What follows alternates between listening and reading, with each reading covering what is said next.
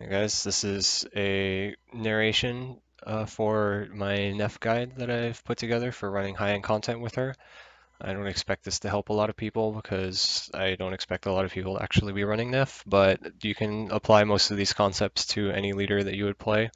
This is hopefully would help more people with general team building and just kind of pick my brain about how I put together a team to do challenge 10s and one-shot challenges and things like that. There will be a link to this guide in the video description. This is on Reddit's wiki. I found it pretty easy to edit together this guide on their wiki, so it's just where it ended up being. So this is Neph's Awakenings here. This is her active and her leader skill. If you pair her with herself, you end up with 1.82 HP in recovery multiplier and 9x attack if you activate the three colors, or with the hearts. 9x is very low, so we have to rely a lot on actives and gemstones and killers to break through high HP targets. A lot of the enemies in Challenge 10s now are coming out with over 10 million HP, and it's quite a lot to get through with only 9x, so these types of things are very important to the success of our runs. When you find an enemy that is fairly benign and you can stall for a long time, learning how to set up an easy row board for yourself is a very, very helpful skill. So there's a link to that here, and it just leads to this Dawn Glare right here. So I make this setup a lot when I can, and it's mainly to help me just put together the rows easier because a lot of the times my teams end up having not very a lot of time extends. So setting up an easy board like this when you can helps out a lot. It'll improve your consistency if you can set these up well. So normally I'll just be comboing out these top two rows here, trying to get hearts coming in. You can use some of the orbs that you've saved up to try and get more hearts to come in, but then you'll have to set them back up again. They can get dangerous. So just to break this up, you just gotta bring one orb down and through, kind of fix the rows, and then just finish up the extra combo up top, and then just finish up however you want with the garbage. Set it up for Skyfalls if you can. So back to this. So the pros and cons. Pros would be you can basically use anything. If you want to do high-end content, the sub pool restricts quite a bit to premium quality subs. But for the most part, if you're just doing regular descends and things like that with her, you can use basically anything that has dark as part of its attributes. Uh, she has a very easy time with damage cap shields because her multiplier is so low. I can do Sopdet in dark side. I can do one set of fully enhanced darks and up to 9 combos with my average team, and it won't go over. So it's very, very easy to stay under damage caps as long as you are familiar with how much damage your team will put out, and make sure that you try and set up so that you won't get a whole ton of Skyfalls just in case you want to try and use maybe 2 sets of Dark or something like that. Cons would be very, very low multiplier. 9x is basically having no multiplier in against the more recent modern bosses, so she's very reliant on killer awakenings and gemstones to get through these new dungeons, and she struggles a lot with having to deal with multiple floors worth of very high HP and threatening bosses where you can't afford to stall. And of course, runs end up being very long because most of the time you're going to have to restall for things such as inherited gemstones, spore changes, high impact actives like Akechi and Pandora, things like that. So effective leader pairings, of course, I always run double Neph. This is probably the most, well, I wouldn't say the best because you can just pair with a premium lead like Yomi Dragon or something, but this is what I found to be the most fun. I love this play style. It's really fun. I enjoy building teams that can work around the leader's shortcomings. So the pros of this would be that you have very consistent activation between the two leaders, obviously because it's the same. All your Skyfalls are going to end up being enhanced, which greatly increases your overall team damage. The 40% enhanced Heart Skyfall, I actually think this is one of the most overpowered awakenings in the game. This is a very, very valuable awakening for a team that needs to stall a lot because it greatly increases how far 3 hearts will get you. You often want to just try and use only 3 hearts and then just combo out the board and try and make the most of those 3 hearts because you're gonna need them again the next turn to keep stalling. Khan's obviously very low multiplier. Her active is not great to have 2 of. It's often I often just put things over her that would replicate her skill and be better, like a gemstone I'll put on her or something like that. Uh, she does kind of have a dead awakening slot with this red orb enhance right here, but you can't really help that. It's pretty far up on the awakening list. You can't like dodge it or something. She also does not contribute too well for gemstones, except for Ikoria, because one skill boost, no rows, no TPA. So unless you're using a lot of premium subs that have high skill boosts, your best bet might end up being Ikoria. I've found that for high-end content such as C10s and things like that, that the best gemstones that I've used would be Carrot and Ichigo, the Awoken version that goes off of Dark Rose. But Ikoria is definitely a very good replacement. I've played a lot of just pure orb enhance with things like Eshimali and Awoken Yomi, or yeah, Awoken Yomi and stuff like that, and it's very strong. But for high-end content where you can't have this buff up all the time, the rose comes out ahead just because it keeps your team damage nice and even. Very very consistent damage. It historically rows have always been the way to go with low attack multipliers such as the Ronya days and things like that. So yeah, she does not contribute too well, but Ikoria is still an option. The next would be Yomi Dragon. Yomi Dragon is very, very strong lead now, especially with the ultimate or the super ultimate. This does have a bunch of pros and cons. The pros would be you gain a lot of extra recovery. The Yomi Dragon alone has more recovery than Dual Neph does, and this will help a lot with stalling. The damage multiplier, of course, goes up by quite a bit. Yomi Dragon ends up being 9x by herself, so you have 9x and 3x, that'd be 27, which is a much, much higher multiplier. Helps a lot to get through, especially the lower floors in challenge sets.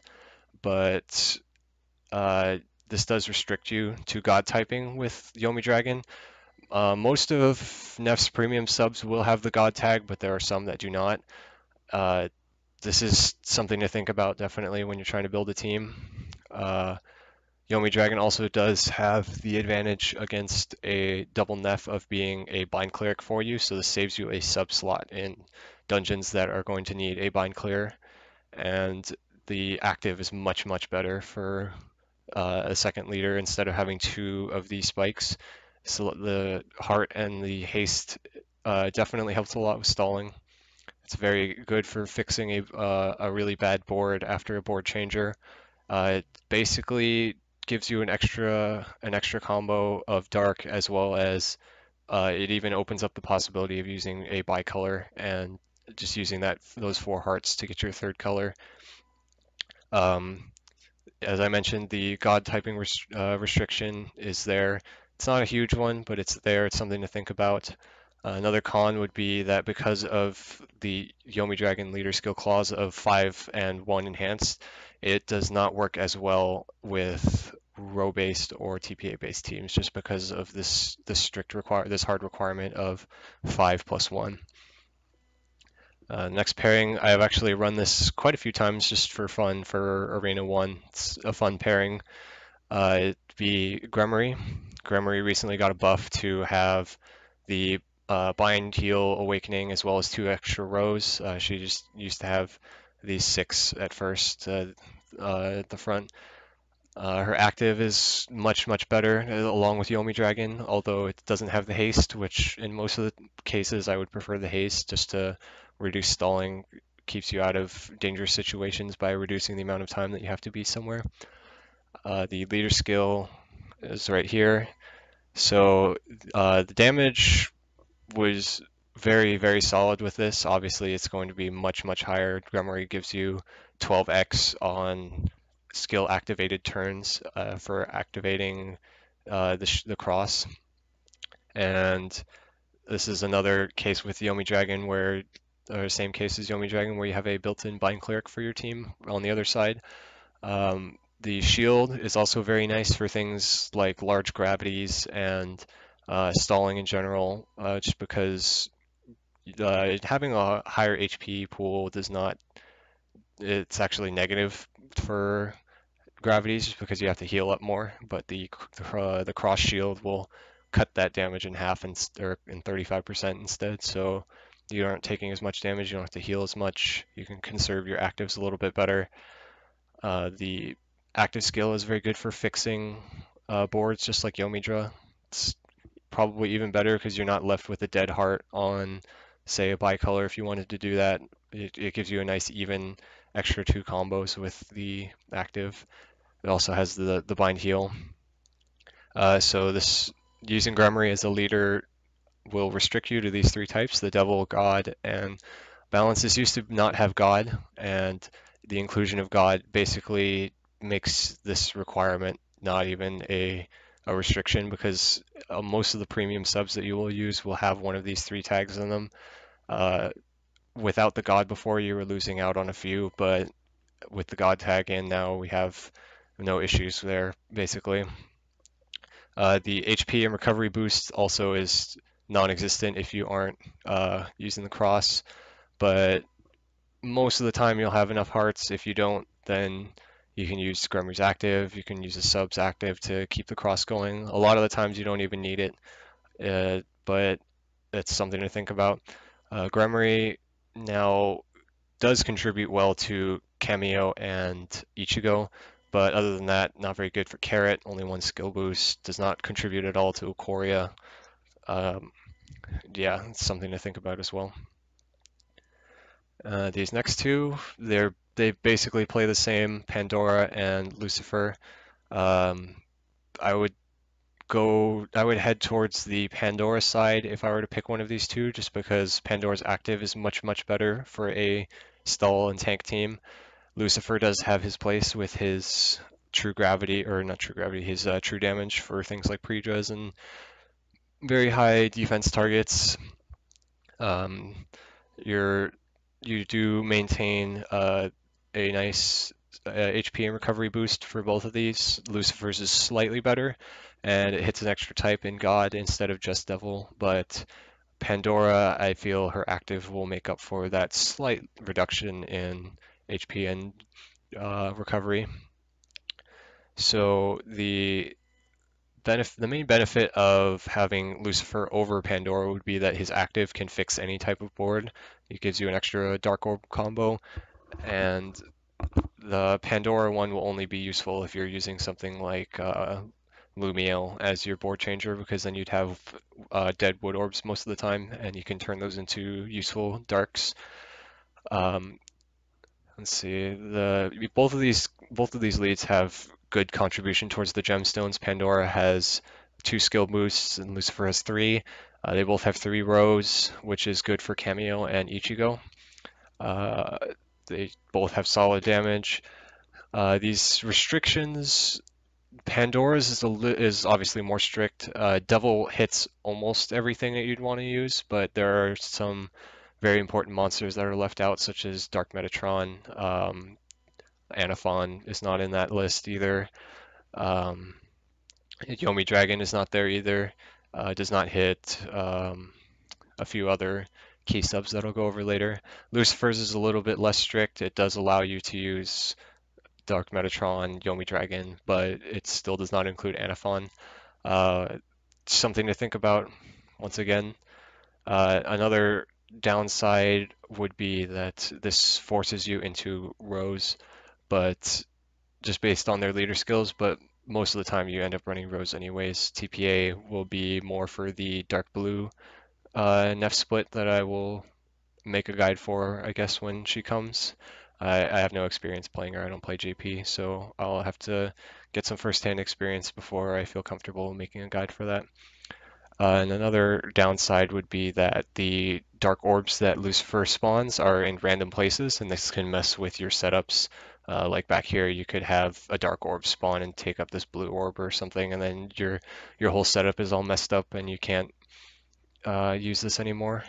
You also have the chance for it to snipe a bad orb when you have a board changer. Say you use Haku and you only end up getting 3 red orbs. It's very rare, but it does happen.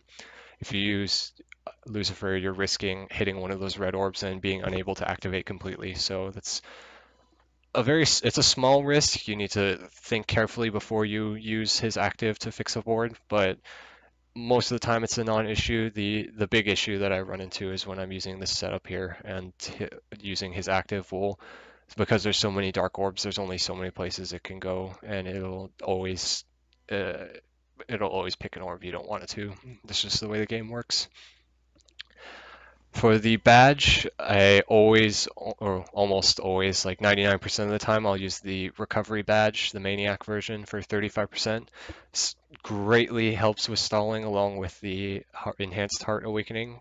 This is definitely my most used badge when I'm doing anything solo. The only exception to this would be is if you desperately need that tiny little bit of extra HP to tank something, and that's the only time I wouldn't use the recovery badge. All right, for team building, you can take a look at all these charts.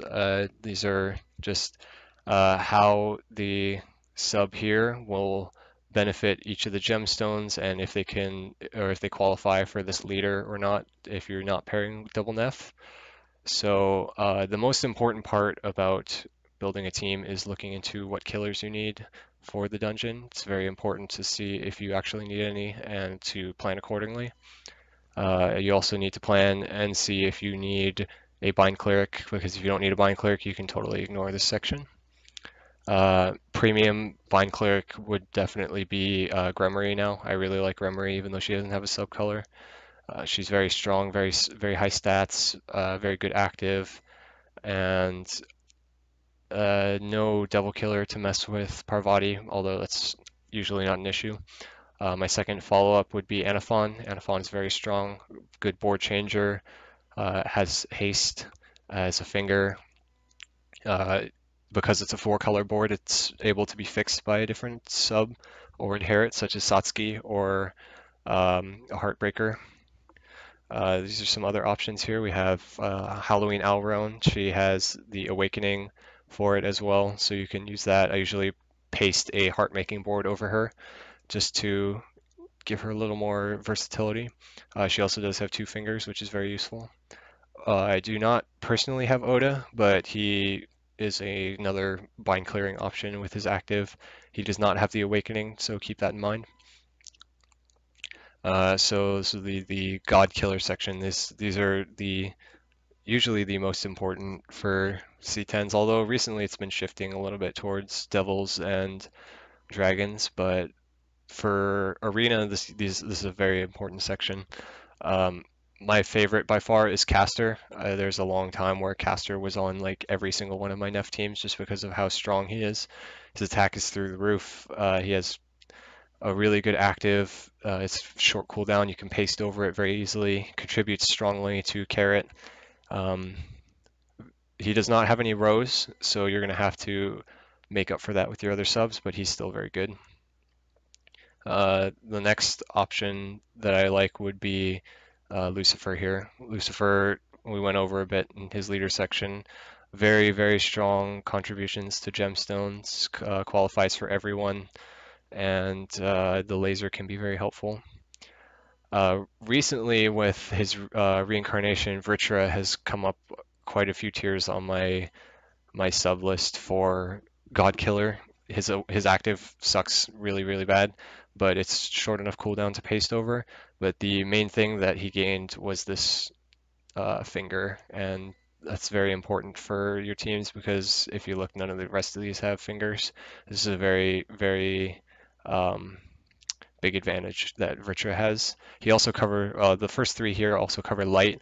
Light is a good color to have as a sub attribute because you already have red. Um, Anaphon will cover your blue, and you need obviously you need at least three colors. Uh, Helps to have more. I usually go with light as my fourth color. Your other options, Amhara, she's okay. Her skill is rather long. Not too big of a fan of running Amhara as a sub. Her active is just way too long. She is an option though.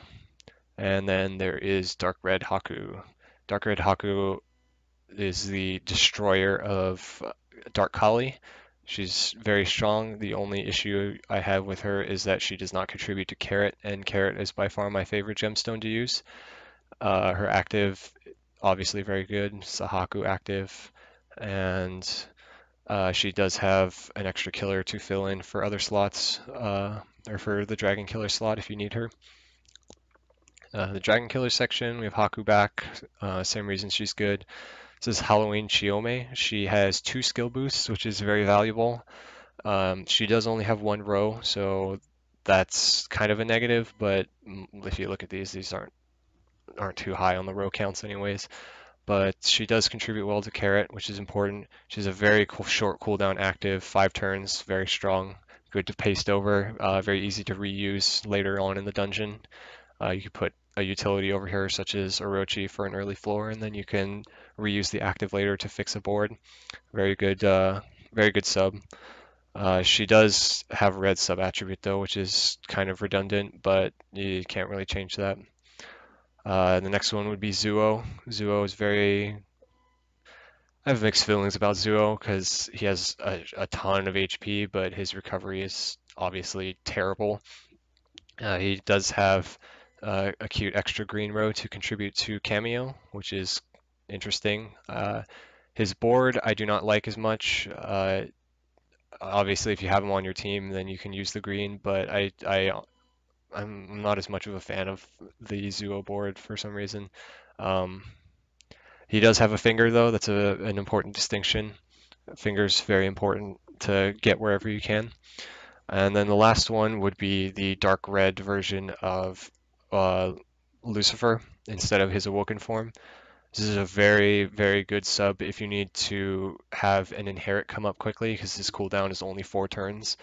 He contributes well to gemstones, same thing. The only issue is that his active is much less reusable than Shiome's just because you already have an orb enhancer with the Neph lead, but he's still very, very good just for the 4 turns. He does have 2 skill boosts, so he can help get the inherit up quickly. The Devil Killers, this is a very important section now. A lot of these dungeons are coming with devils now, and devils tend to have a lot more HP, so things such as like Tengu and Scarlet and things like that just have a ton of health, and it's really hard to get through it without a Devil Killer or two. Um, First on the list here would be the Awoken Ichigo.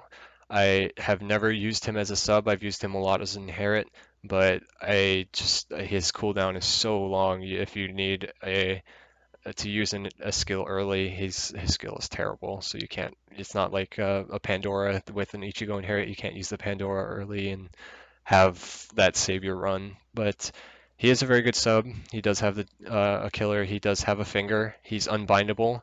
He unfortunately does not have the Bind Clear Awakening, so the unbindable is mostly wasted unless you're just trying to bait a blue bind or something. But other than that, he's okay. His stats are really good, but yeah, I don't favor him just because his base active is much better served as an inherit. If you need an emergency skill early on, it's terrible. Noctis has been seeing a lot of play in my teams recently just because of the 3 fingers. This this is enough for me. The 3 fingers, I can just run the rest of the team without fingers. He does have 2 TPAs as well to try and clean up trash mobs very easy. His cooldown is pretty short, just gives you a fixed 4 spawn, very nice. Um, I'm a shitter, so I need this combo count to get through combo shields sometimes. It helps a lot. He does not have any rows, but if you're running some other premium subs that have a lot of rows like a Catchy, then you don't really need to worry about that too much. He's mainly there just as he covers light, very important, just like the three God killers, and three fingers. This is incredibly important.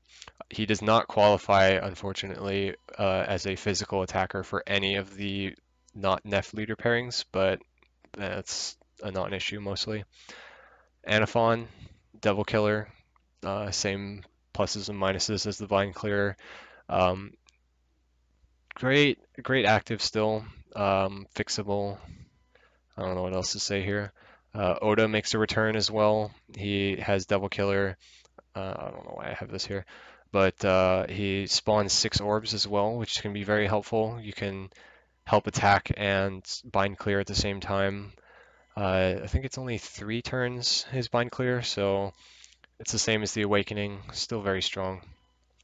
And then there's Hanzo, this guy. He's just destroyer of Grizzar. He's like absolutely wrecks him. He has 9x on him.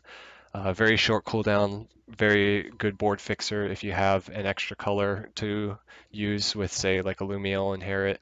Um, his only downside is that his HP is absolutely atrocious. His HP is, I think it's very low. It's terrible. It's like not even worth mentioning. It's similar to Zuo in his recovery.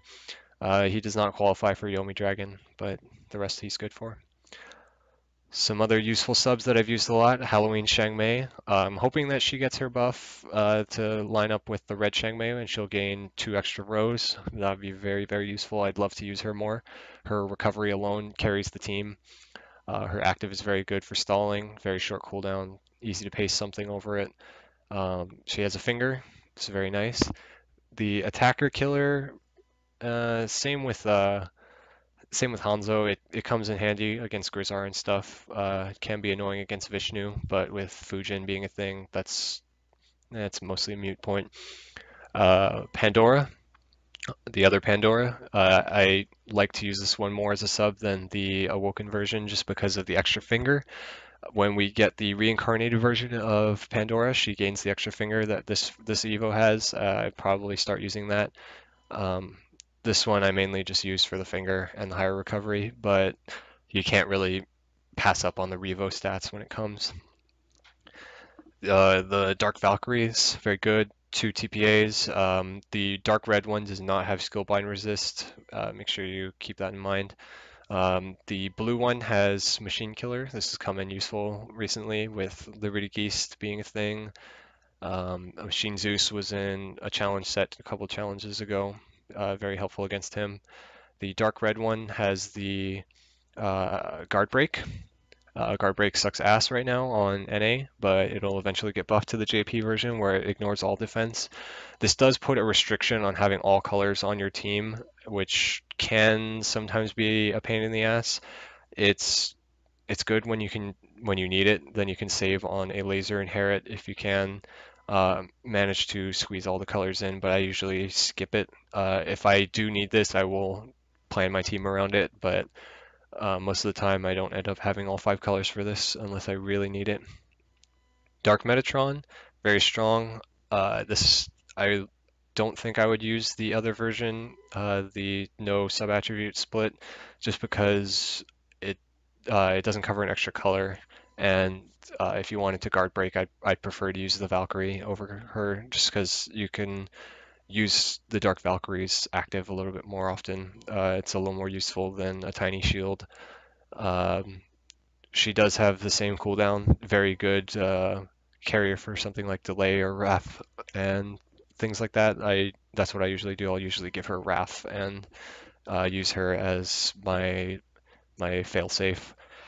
Akechi, incredibly strong. I run Akechi on almost all of my Neph teams just because of how strong his active is, how many rows he provides. He has 2 skill boosts as well. Incredibly strong sub. His only downside would be that he doesn't cover an extra color, but it's you can cover it with your other subs and drop a couple rows off of those just because he has 4. Very good. I love Akechi. It's a very very important sub if you want to do stuff like this. The Pandora, same as the other Pandora basically, but has an extra row. Um, this version, I will usually end up putting this as an inherit over the old one just because of the haste. Haste is very good. You can't completely discount the enhanced hearts from the original form, but I mostly just want the haste, and I also use it as skill delay protection. Beach Pandora, pretty similar to the not awoken version, but it covers a new color, which is important. She also has Healer Killer, which can be helpful in some places. Let's see, the Sharon, Lila, and well, not Lisa because you can't really break her defense with Neph anyways, but those two come to mind. Very helpful there. She does have the enhanced heart version of the skill. Most importantly, though, she covers the extra color. Shantato, 6 rows, memes. It's great. She covers an extra color and sets up an easy row for you. Very, very good. Her only downsides would be that she has no skill boost at all, and she also has very terrible recovery. But her attack is very high, very good skill, also a very good inherit. Eshimali, these subs now are more for the orb enhanced versions of these of an F team. Eshimali always going to be very strong for any dark team. The enhanced Skyfall is very good. She clears hazards. Um, Only one skill boost though, not a big deal. The seasonal versions of Karen and Haku, these are very strong for orb enhanced teams. They have 5 orb enhances each. They make you a nice board. They have a finger. The only issue is with Karen. Karen does not cover green by herself, so you'd need to fit green in there somewhere for Karen's board to be usable. Haku, usually you can fit this in with a regular team just because it's a Haku board. Dark Athena, TPA team if you wanted to do that. I don't suggest doing TPA teams with the current Neph. It's more of a dark blue thing, and you can't really use her on dark blue unless there's going to be no skill binds in the dungeon at all, just because Dark Athena also does not have skill bind resist. Otherwise, very strong skill, very, very good stats. Xinhua, she recently got a buff as well, along with Shangmei, to have an extra row, an extra TPA. Still only one skill boost though, kind of sucks, but still very good. She has an important finger. Physical killer hits a surprising number of things that are difficult to deal with. It hits Il-6, it hits Gaynot, hits Mei Mei. Um, Very, very solid awakening. Very good active as well. 3 darks, 3 hearts. Good for stalling, good for board fixing. And yeah, that's about it for the subs. Inherits. So with Neph, it's very important to try and keep the inherit skill, like placement of inherits is very important. So I always like to try and keep the inherited skill similar to what I need the base skill for. So with this example here would be a base of Zuo with an inherit of Ishida, and I do this because Ishida provides the same tricolor board, but he also gives haste and he also has hearts, which is very important. Pandora, I mentioned this earlier, I'll take the haste over the enhanced hearts most of the time. Lucifer, I use Diadem as an easy setup for board fixing just because Lucifer is mostly going to be used as a board fixer anyways for the extra 3 darks, so why not make it easy and just make them nice in a row already. Anaphon and D-Meta, I mentioned D-Meta earlier with the Raphael inherit. Raph, you can swipe for a bind clear board. Um, Sometimes I'll have another board changer like Ryune or something over Anaphon instead, but usually Anaphon is, if I have Anaphon but not D-Meta, Anaphon is designated to the Raphael slot. Same thing with Alron here. I gave her, because she has the heart row clear, bind clear, I gave her a board. This gives her dual purpose. It allows me to use her still as a bind clearer if I need it, as well as being an offensive option if I don't need the bind clear. And this one here is a little bit weird at first glance, but the The reason that I do this is because if you use a Rochi, that gives you a 5-turn timer on the monster, and that gives you enough time for Hanzo to come back up to be used on the next floor after you pass this floor that you've delayed. So here's just some sample teams I threw together. These are mostly garbage, but just Neph, the Akechi is very prominent in 3 of these teams. Anaphon as my bind clearer. The extra rows here from Pandora, this gives us 8 total. This also gives us an extra finger, and then Noctis finger stick as well. And because I have 8 row enhance awakenings already, I can afford to not bring row enhances on the last slot.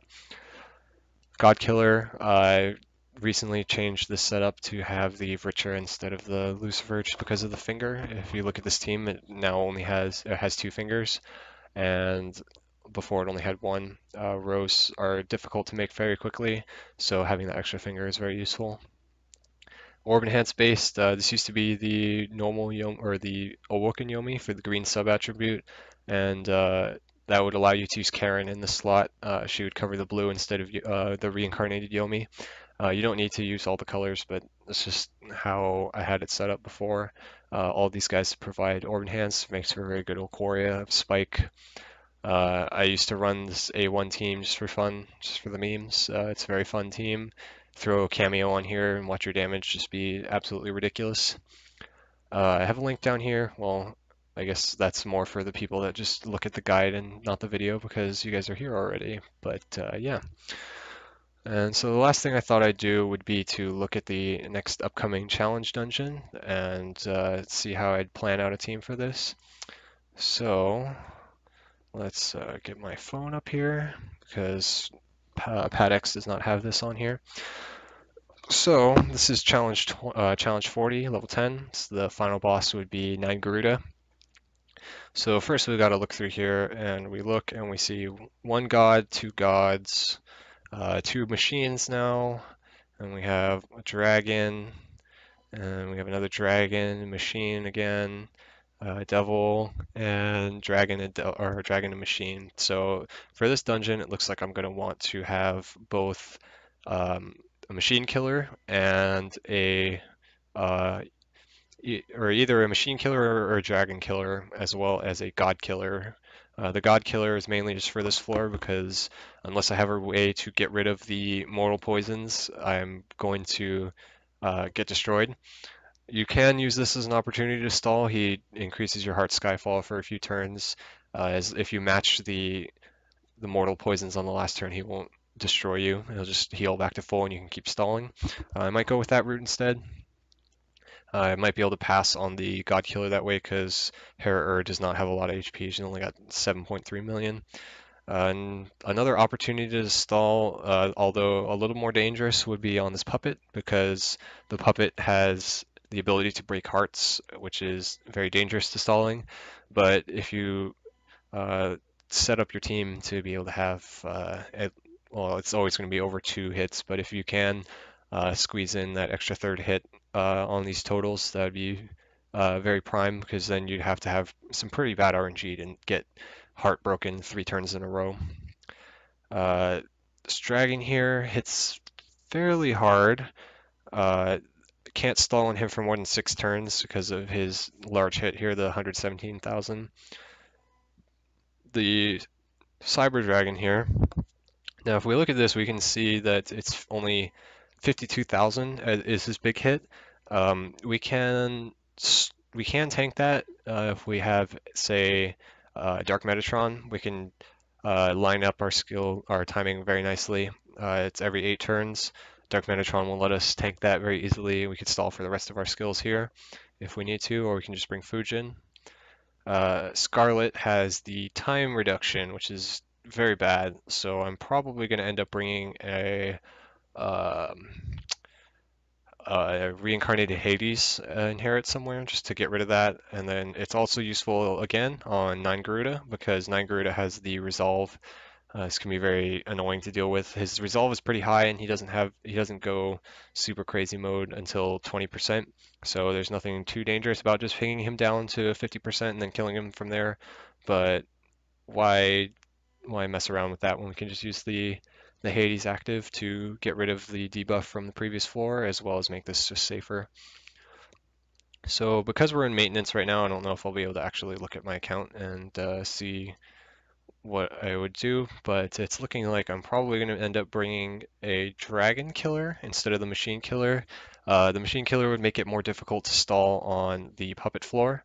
So if we look up here, we're going to probably go with, let's see, we'll probably end up going with, I would probably say the Lucifer as the dragon killer here. We might actually be able to skip the dragon killer completely. Probably actually. I don't think we'll need the dragon killer. The Nobunaga has pretty low health. Cyber Dragon has really low health. We're likely going to just be grinding out 9 Garuda. He doesn't hit too hard as long as he can keep the bombs under control. Because of his 900% hit here, we're going to need a shield of some sort to deal with that.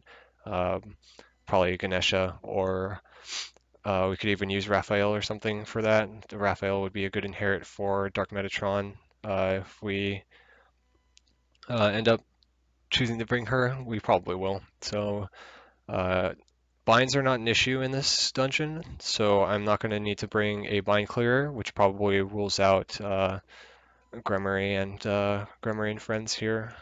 So right now I'm looking probably towards, I'm going to bring Akechi, just because Akechi is on basically all of my Neph teams.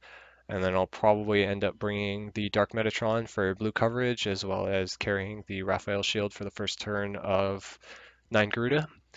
And then I'm probably looking to bring, let's see, we need another color. Let's go for probably say Noctis. Noctis would help us a little bit with Hera as well, just because he has the Devil Killer. He has the Three Fingers. Three Fingers is very good for the team. And then the last slot, let's see, what do we want? Last slot, we'll probably just bring um, another strong, useful sub, say Pandora or something. I think that should be enough to take care of this dungeon. This one actually doesn't look too difficult. I just gotta get a good run where I can get my stall in properly. I'm gonna need, let's see, I'm gonna need a gemstone for sure. Scarlet will probably need a gemstone just because I don't want to deal with this bind that she has at 50%. So I can use that. And then because 9 Garuda doesn't hit very hard, I can just stall the gemstone back up when I'm ready to kill him. And then I can just slowly grind him down, use that gravity, get rid of that time debuff. Or I could even use it on Scarlet if I'm feeling a little worried. And that seems like about it for this dungeon. It doesn't look too difficult. Probably bring a delay as well. Delay always helps with stalling. I can use it on pretty much all these early floors. None of these guys have status shields except for Virch, but like I said, as long as I'm clearing those mortal poisons, keeping my health up, he's not too threatening. He only hits for, let's see, 7,000 a turn. Oh, and oh, okay, and he does 60% gravity too. Okay, that might be a little annoying. So probably stall. We'll probably have to stall on the puppet then, or on Hera. If I can get to a 2-hit Hera threshold, that would be really good. I could stall on Hera instead. Hera has a lower chance of breaking my hearts just because she can hit all the colors with her orb change instead of, or actually no, changes water. Oh, Heartful Arrow changes one random color, so yeah, probably be safer to stall on Hera if I could hit that 2 threshold. So yeah, this video is getting incredibly long, but just wanted to share my insight with you guys, and I hope you enjoyed. I'll probably do Dark Blue Neph when she comes out if there's interest in that. Thanks for watching.